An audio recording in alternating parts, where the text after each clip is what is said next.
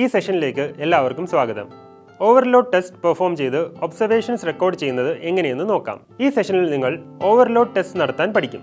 ആവശ്യമായ electrician tool kit and equipments. Tools: hammer 1 kg, screw driver set, crimping tool 3 mm to 16 mm, DE double ended spanner set 6 mm to 15 mm, multimeter, documents and test equipment. Carry out overload test. Overload test ചെയ്തിട്ട് കസ്റ്റമറിൻ്റെ അടുത്ത് explain ചെയ്യണം.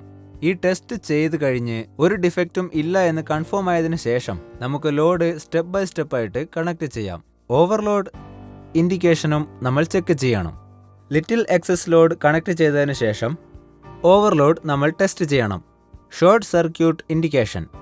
Use ELCB, visual and audio alarms.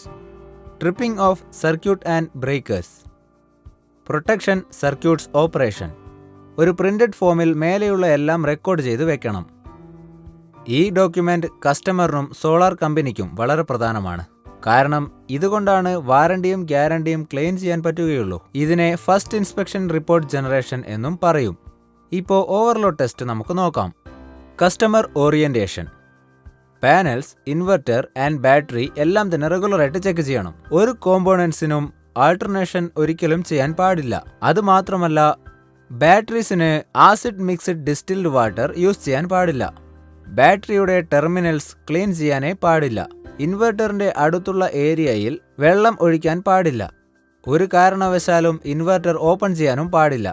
എന്തെങ്കിലും risk ആയിട്ടുള്ള observation ഉണ്ടെങ്കിൽ unit shut down ചെയ്തുകൊണ്ട് maintenance ടീമിനെ അത് inform ചെയ്യണം. ലോഡ് സ്വിച്ച് ഓഫ് ചെയ്യുന്നതും ലോഡ് ഡിസ്ട്രിബ്യൂഷൻ എക്കണോമിക്കലായിട്ട് പ്ലാൻ ചെയ്യുന്നതുമെല്ലാം കസ്റ്റമറിന് പറഞ്ഞു കൊടുക്കുകയാണെങ്കിൽ അവർ ആ പ്ലാന്റ് എഫിഷ്യന്റ് ആയിട്ടും അവർക്ക് അനുയോജ്യമായ രീതിയിലും യൂസ് ചെയ്യും. ഇതിലൂടെ ആവശ്യമായ ഇൻവെസ്റ്റ്മെന്റ് റിട്ടേൺ ആയിട്ട് കിട്ടും. ലോഡിനെ കണക്ട് ചെയ്യുന്നതിന് മുന്നേ parameters observation and pre operation and operational test നമുക്ക് നോക്കാം.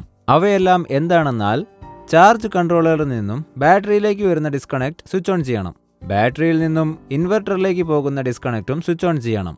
സോളാർ ഫോട്ടോവോൾട്ടിക് പാനലിൽ നിന്നും ചാർജ് കൺട്രോളറിലേക്ക് പോകുന്ന ഡിസ്കണക്റ്റിന്റെ സ്വിച്ചും ഓൺ ചെയ്യണം. ഇൻവെർട്ടർ സ്വിച്ച് ഓൺ ചെയ്യേണ്ടതും ആവശ്യമാണ്. മേലെയുള്ളതെല്ലാം ലോഡിലേക്ക് കണക്ട് ചെയ്യുന്നതിന് മുന്നേ ഇതിന്റെ വർക്കിംഗ് കണ്ടീഷൻ കറക്റ്റ് ആയിട്ടാണോ ഉള്ളതെന്ന് ചെക്ക് ചെയ്യണം. കറണ്ട് ഉള്ളപ്പോൾ വോൾട്ടേജ് അഡ്ജസ്റ്റ് ചെയ്ത് മെഷർ ചെയ്യണം. Battery voltage, charge controller, solar panel, inverter output, AC mains input voltage, parameter post ഓപ്പറേഷന്റെ ഒബ്സർവേഷൻ നോക്കാം. ഒരു ഡിഫക്റ്റും ഇല്ലെന്ന് കൺഫേം ആയതിനു ശേഷം നമുക്ക് ലോഡ് സ്റ്റെപ്പ് ബൈ സ്റ്റെപ്പ് ആയിട്ട് കണക്ട് ചെയ്യാം. അതിനുശേഷം ചെക്ക് ചെയ്യേണ്ടത് നോർമൽ ലോഡിന്റെ ഓപ്പറേഷൻ, ലോഡ് കണക്ഷൻ പ്രോഗ്രസീവ് ആയിട്ട് ഉണ്ടാവണം. പിന്നെ ഓൺ ലോഡ് ടെസ്റ്റിംഗും ചെക്ക് ചെയ്യണം.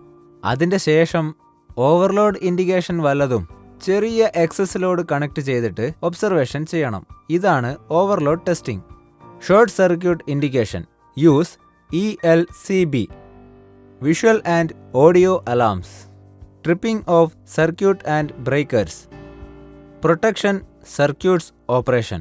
റീക്യാപ്പ്: ഈ സെഷനിൽ നിങ്ങൾ ഓവർലോഡ് ടെസ്റ്റ് നടത്താൻ പഠിച്ചു. എനിക്ക് തോന്നുന്നു നിങ്ങൾക്ക് കൺസെപ്റ്റ്സ് എല്ലാം തന്നെ നന്നായി മനസ്സിലായിട്ടുണ്ട് എന്ന്. പുതിയൊരു കൺസെപ്റ്റുമായി അടുത്ത സെഷനിൽ വീണ്ടും കാണാം. നന്ദി.